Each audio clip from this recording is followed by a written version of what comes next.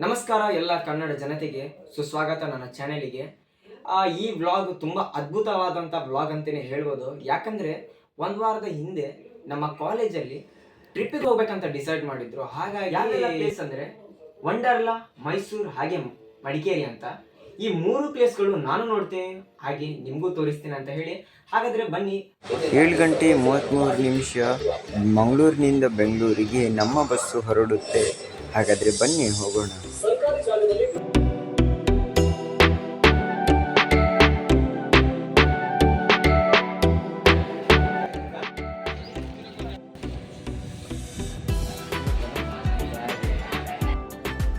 Wonderla entry fees ನಿಮಗೆ 1,000 ಒಳಗಡೆನೆ ಸಿಗುತ್ತೆ. ನಿಮಗೆ ಆಟ ಮುಗಿಸಿ ಬರೋಷ್ಟರಲ್ಲಿ ಮಳೆ ಸ್ಟಾರ್ಟ್ ಆಗೋಗಿತ್ತು.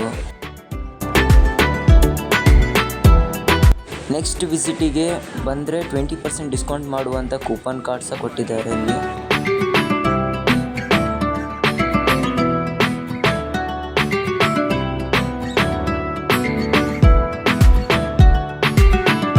ತುಂಬ ಹೊತ್ತು ಟ್ರಾವೆಲ್ ಮಾಡಿದ ತಕ್ಷಣ ನಾವು ತಲುಪುತ್ತೇವೆ ಮೈಸೂರು ಎಕ್ಸಿಬಿಷನ್ಗೆ. ಮೈಸೂರು ಎಕ್ಸಿಬಿಷನ್ ಸಾಮಾನ್ಯವಾಗಿ ವರ್ಷದಲ್ಲಿ ಒಮ್ಮೆ ನಡೆಯುತ್ತದೆ. ನಿಖರವಾದ ದಿನಾಂಕಗಳು ಪ್ರತಿ ವರ್ಷ ಬದಲಾಗುತ್ತದೆ. ಇದರ ವಿಶೇಷವೇನೆಂದರೆ ಸಂಸ್ಕೃತಿಯ ಸಂಭ್ರಮ, ಕೈಮಗ್ಗದ ವಸ್ತುಗಳು, ಹಸ್ತಕಲೆಗಳ ಪ್ರದರ್ಶನ, ಸ್ವಾದಿಷ್ಟ ಆಹಾರ, ಮನರಂಜನೆ, ಸಮರ, ಹಾಗೆಯೇ ಮಕ್ಕಳಿಗಾಗಿ ವಿಶೇಷ ಆಟದ ವಲಯ ಈ ಒಂದು ಎಕ್ಸಿಬಿಷನಲ್ಲಿ ನಿಮಗೆ ಕಾಣಬಹುದು.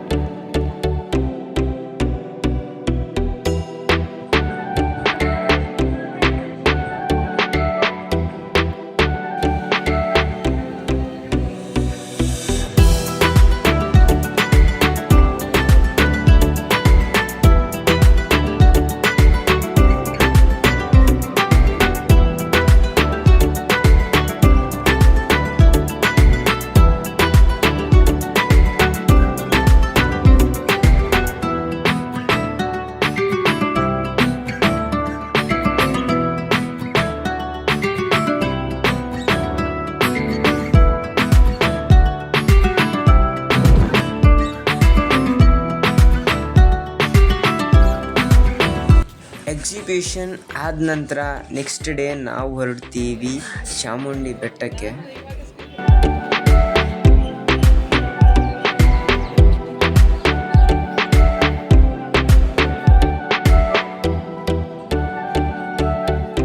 ಹಾಗೆಯೇ 2-3 ಗಂಟೆ ಟ್ರಾವೆಲ್ ಮಾಡಿದ ನಂತರ ನಾವು ಬರ್ತೀವಿ ಚಾಮುಂಡಿ ಬೆಟ್ಟಕ್ಕೆ. ಚಾಮುಂಡಿ ಬೆಟ್ಟದ ವಿಶೇಷ ಏನಂದ್ರೆ ಚಾಮುಂಡಿ ಬೆಟ್ಟ ದೈವಿಕತೆ ಮತ್ತು ಸೌಂದರ್ಯದ ಸಂಗಮ ಅಂತಾನೆ ಹೇಳ್ಬೋದು. ಯಾಕಂದ್ರೆ ಮೈಸೂರಿನ ಪ್ರತಿಷ್ಠಿತ ಚಾಮುಂಡಿ ಬೆಟ್ಟವು ಕೇವಲ ಒಂದು ಬೆಟ್ಟವಲ್ಲ, ಇದು ಭಕ್ತಿ, ಇತಿಹಾಸ ಮತ್ತು ಸಾಂಸ್ಕೃತಿಕ ವೈಭವದ ಕೇಂದ್ರ ಬಿಂದು ಅಂತಾನೆ ಹೇಳ್ಬೋದು. ಇಲ್ಲಿ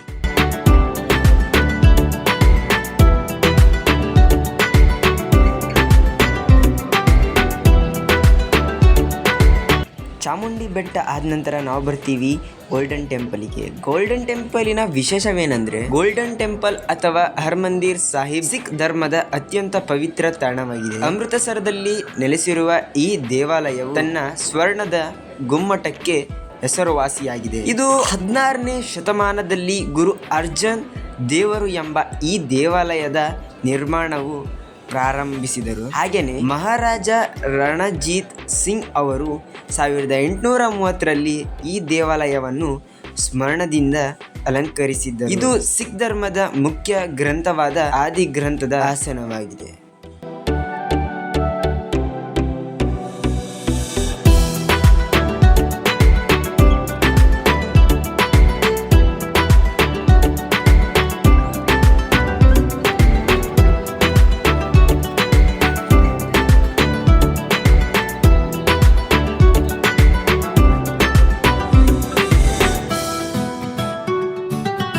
ಈ ವಿಡಿಯೋ ಇಷ್ಟ ಆದಲ್ಲಿ ಲೈಕ್ ಮಾಡಿ, ಶೇರ್ ಮಾಡಿ ಹಾಗೂ ಸಬ್ಸ್ಕ್ರೈಬ್ ಮಾಡಿ ಅಂತ ಹೇಳ್ತಾ ಇವತ್ತಿನ ವಿಡಿಯೋ ಇಲ್ಲಿಗೆ ಎಂಡ್ ಮಾಡ್ತಾ